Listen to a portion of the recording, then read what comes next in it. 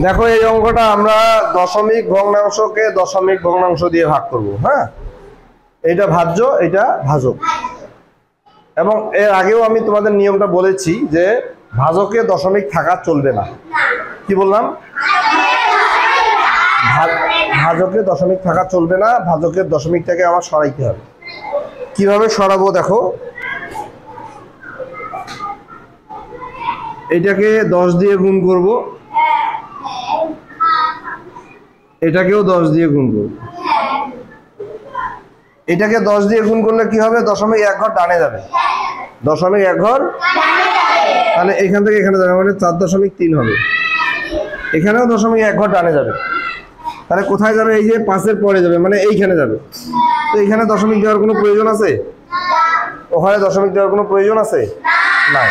তাহলে দেখো এখন আমার ভাজকে কিন্তু দশমিক নাই।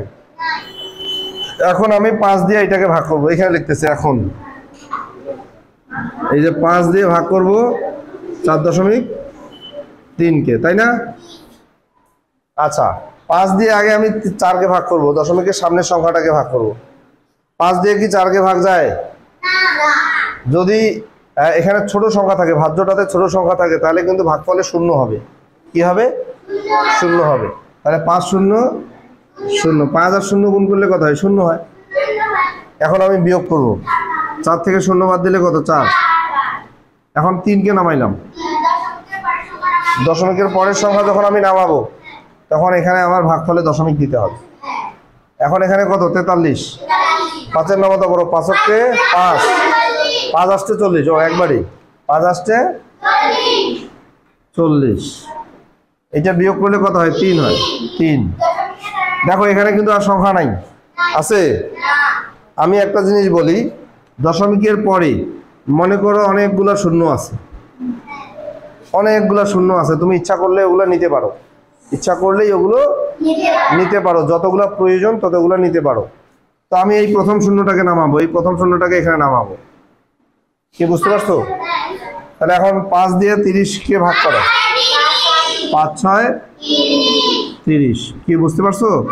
মিলে গেছে। এই শূন্যগুলোর দরকার নেই, এটাও আসলে এখানে লেখার দরকার নেই, আমি তোমাদের বোঝানোর জন্য এই শূন্যটা এখানে লিখছি, কিন্তু ওটা না লিখলেও চলবে। অনেকে এমনি এমনি একটা শূন্য নামায়, অনেক বুঝতে পারে না যে ওই শূন্যটা আসলে কোথা থেকে আসছে।